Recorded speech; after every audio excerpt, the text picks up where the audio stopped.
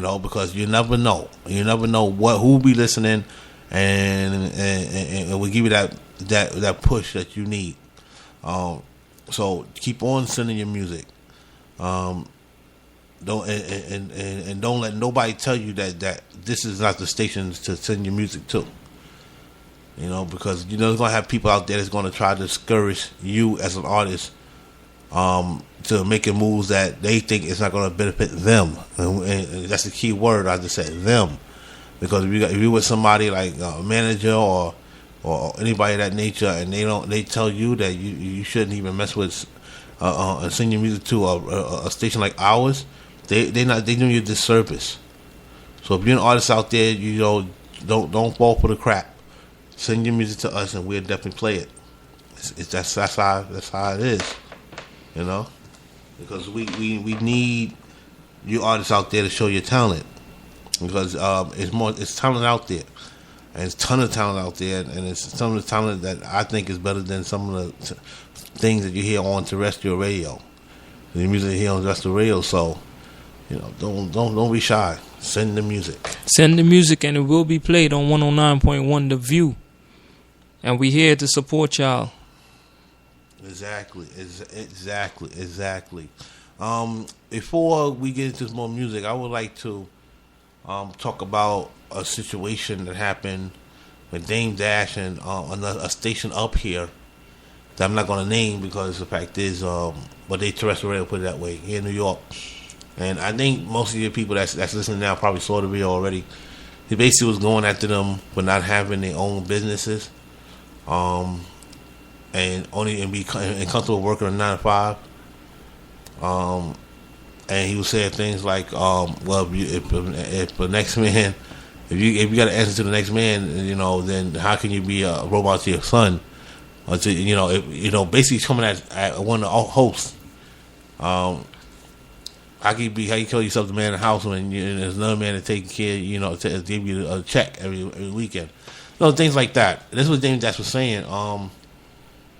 And some people, it got people outraged. It got some people outraged. Some people was in outrage. And then some people were saying he made a better point, but he was asshole about how he said it. How you feel about it, Drastic? I feel like this. He is somewhat right. Now I can't totally agree about not having a 9 to 5, because the fact is you're gonna need something, some money in your pocket. But what I do agree is that we need more entrepreneurs. And I know he wasn't speaking just for the black community, but I feel like that's the community that I am in, because I'm being a black man, and I believe that we do need to be our own bosses and have our own businesses. I'm not saying everybody is going to be able to become an owner or something, but when he talk about you should at least have something to pass down to your children, that is true. That is true. Remember, we went through a lot of stuff already. We went through a lot of things, from slavery to Jim Crow, and we're still going through it now. But that don't mean that we cannot go and try to make a name for ourselves. Yeah. So I totally agree with them about that. If you'd have kept it at that, then I think nobody would have had an issue with it. But I think he got kind of, when he's talking about people that are working 9 to 5s, is this and that. I think that's what threw a lot of people off. It didn't offend me, because I worked a lot of 9 to 5 jobs, but I understand. I'm not doing it. No, I said I worked a couple of 9 to 5 jobs. No, back in the days. Anybody who want to work a 9 to 5 for the rest of their life and do not want to try to get something on their own. Yeah, I know. I find that as a problem. Yeah. Especially us as black people. That's what I was just saying. I was just saying that. That's what I was saying about the Dame Dash. 9 to 5, nobody gonna tell me you fired. Yeah. I'm sorry, the company's not doing well. We gotta let you go. I'm sorry. And that's what Dame Dash was talking true. about. And that's what I totally agree with him about, is that we need more entrepreneurship in the black community. We definitely need more of that. And even if you have to start, with a 9 to 5, what makes you think you can't transition from a 9 to 5 to having your own business? You should be able to do that with no problem. That's right. I mean, I'm not saying that capital is going to be there, but it's not. But if you got a plan in place and you got a budget in place that you're trying to plan to get together, and you got partners and everything that's helping you with that, then there's no problem. There's no reason why you cannot try at least to start your own business, or at least get into something where you can pass down to your children, like Dame Dash said. You pass down to your children. We need more stuff like that in the black community where we can pass down our children, the things that we got, and you cannot do that with a job. Once you die, once you die. So what? Yeah, once you die, your kids and you working at a job for all these years and you die. They don't get passed on to your kids that job. It don't. Thank you, and that's why I made the statement. That's what Diamond Dash was talking about earlier. I said that there's a lot of stuff that I can't take back. Yeah, but it's called residual income. That's right. When I'm dead and I'm gone. Yeah. My kids will be taken care of. Yep. That's right. You understand what I mean? And that's the point we're trying to make. You understand what I'm saying? Yep. People don't understand what I do right now. Right now, there's money I can't even touch because why? It don't belong to me. Yeah. I made it, but it don't belong to me. Yeah. You know who it belongs to? Yep. My kids. Yep. And that's how it's supposed to be. Like pass down something. Working. It's all. If you working 9 to 5. Okay, you went to college. You working 9 to 5. Okay, cool. But the fact is, you went to college and you working 9 to 5 and you worked for 20 years for a career, and yet you ain't got nothing to show for it after that 20 years of career. I mean, come on, that means you did it for nothing. And I ain't got nothing against education. Get your education. No, but use your education to make benefit you and your children, future children and their children. Don't just get your education and get a 9 to 5, work 20 years in a career, and don't have nothing to show for it after you retire. Because the fact is, that job is not going to your kids. And that retirement check you getting every month when after you retire, that Social Security ain't gonna be shit. Exactly. Go start a business or something like that. $700-800 a month. You was making that a week. Yeah. Go start a business or get into real estate or just get into investing in something that's going to can pass down to your children. And your children have some wealth, and their grandkids have some wealth. Excuse me. Drastic.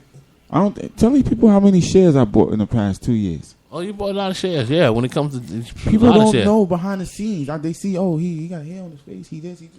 Same pants from yesterday. People don't know a lot of things that I do and a lot of sacrifices that I make behind the scenes. Well, people who flash money and flash anyway, don't be fooled. I'm not the type of person to go there. But I got this, or I got that. Yeah, exactly. I got this, I got that. First of all, I'm not gonna buy nothing I can't afford. First of all, mm-hmm. A lot of stuff I could have had. I had already, but as a young adult, growing up, when you realize, well, damn, why do I have this when I could have had that? Yeah. You understand what I'm saying? Yeah. You give up those things so that way you can try and get that. Exactly. So you you got to build it. And let me tell you something. Some of the richest people on the planet do not flash. Do not flash their money. They don't flash. They don't have these certain type of clothes that look stylish.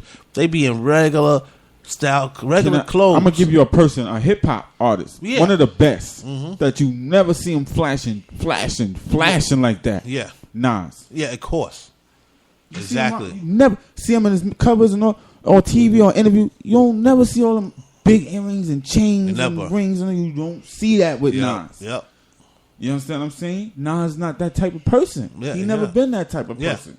Peace to the God. He never been that type of person. Exactly. So, and like I said, and we're not saying that having this stuff is, having to change and everything and make you a bad person. We're just saying that if you ain't got it like that, if you know that you got a budget that's not even on that level to have this stuff, why are you going out there and getting this stuff, getting the chains and everything, doing well? That's your whole paycheck. Like, that makes no sense. No, you go and you sacrifice, and like I said, there's a lot of people that's rich around the world that you would never think is rich because the way they dress. They don't even dress like they even got any money. But for years, I sacrificed. Yeah. For years, we sacrificed. Oh yeah. A lot of people sacrifice. You sacrifice from the things that you really want, and you think about the future. Yeah. And I can say, damn, I want that, but I don't want to get it now. I want to wait until I'm freaking financially stable. Yeah. And once I'm financially stable, I can live comfortably, and I won't have to worry about, damn, I got to pay this, I got to pay that, I got to pay this, I got to go here, I got to do this, I got to do that, I got to do this. I don't have to worry about none of that stuff once you're financially stable. Yeah. And that's why I did a lot of things that I did in the last few years that I could pull shit up that people wouldn't even realize.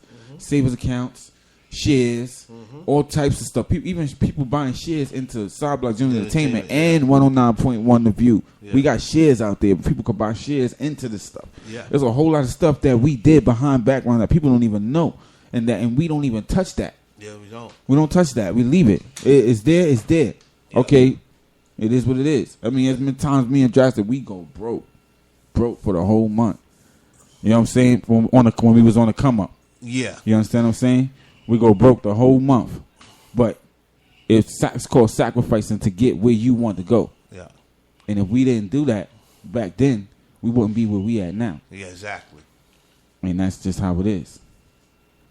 I'm keeping it real. Exactly. I'm trying to keep it real because, you know, the Independent View and Real Vision Radio, Real Independent Media Group, we want to keep it real. And I'm trying to keep it real with our fans and the artists out there that you want to make it in what you're doing. It's a lot of sacrifices you got to make. And you got to treat this rap thing or this music thing that you're doing as if it was your job. Yeah. These guys, these famous people, these major artists out here, the reason why they out there and they continue to do it and they do it the way they do it, Jay-Z, Beyonce, and all these people that's been doing it for years is because they treat it as if it was their job. Yeah. They put out one album, they're back in the studio once the album dropped, working on their next album. Yeah, exactly. You understand what I'm saying? Because they got to keep that money coming in. It's their job. It's their job. They don't have no other job but making music. Yeah, exactly. You understand what I'm saying? So if you're out there making a 9 to 5, make sure if you're trying to do this music thing at the same time, you treat it as if it was your second job. Yeah. No matter what's going on around you. I don't care about family,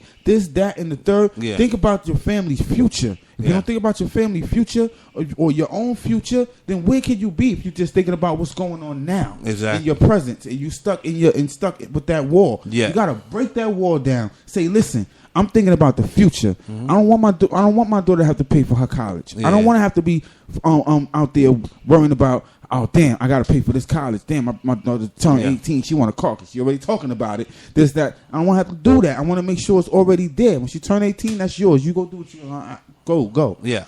I don't care if I don't have nothing. As long as she has it, I don't have to worry. I feel like I accomplished something in my life. Yeah. You understand what I'm saying? Okay, fine.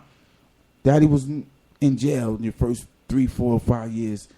Daddy was doing wrong things.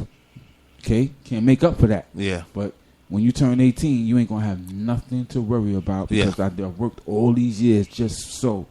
Mm-hmm. And if you don't have a 9 to 5 and you're doing this music stuff, you better be on your grind. You know, because I know. Yeah, because I know artists right now. Who don't have a 9 to 5 and they still ain't trying to grind. How you don't have a 9 to 5 and you got a person who got a 9 to 5 is trying to do this music stuff grinding more harder than you are? That makes no sense. And you ain't got no 9 to 5. You crazy? You supposed to be out there 24/7 doing this. You know, and when I see that, I just shake my head like, are you serious? Like you got no job. No 9 to 5 job. You got plenty of time on your hands to go out there and make a difference when you come to your career, and you're not even trying to make an effort to even sell any CDs or put your stuff out or just do shows. That makes no sense to me. I don't get it. And I see artists who got 9 to 5 that still after they go straight from work, you know, and go to do a show. That and you're not doing it, and you ain't got no 9 to 5 job. Come on. Yeah. And we got Young T calling in about 2 to 3 minutes. But I just want to say, again, you got a 9 to 5, take 20. My mom always told me when I was younger, boy, take $20, $10. Put it aside. Every paycheck and put it in a bank account, side savings account. Yep. And you go back in the end of the year and you look at what you saved up. Yep, exactly. She said, I promise you wouldn't believe it. And I've done that. Yeah, I've done it too. Even down to my daughter, Daddy, every time you curse, you got to put a quarter. No, she start off with a quarter. You gotta put a quarter in the jar every time you curse. Yeah. I mean, I did that. I did it. And she went up to $1. Every time you curse, you gotta put $1 in the jar. We're gonna put $1 in the jar. And she comes to Daddy, you owe me $2. You owe me $3. Every time I curse, you owe me $1. You owe me $1. Every time she catch me. And at the end of the week, you owe me this amount of money. I gotta put that in my jar. Yeah. I gotta give it. We made a deal. Yeah. So I mean, I'm just saying, it's about you can't say you can't do it. You can't say you can't do it. You can't say I don't have it. Yeah, you can't do it. You can't say I want to do this, but I can't. Nah, you can do it. Yep. And what he's saying about saving is totally correct because my mom and pops gave us me and my younger brother piggy banks, and at the end of the year when we cracked that open, it was just unbelievable how much money we had saved up in there, in there, you know, and they taught us how to save. Like you got to put whatever money we give you is best to save it up, and that's what we did, and we cracked it open after the end of the year. It was ridiculous. When I was about 6 years old, and I was going to church with my mom, it was a Deacon Rob. I never forget Deacon Rob. and they used to have the junior deacons program in the church. And me and my brother, we used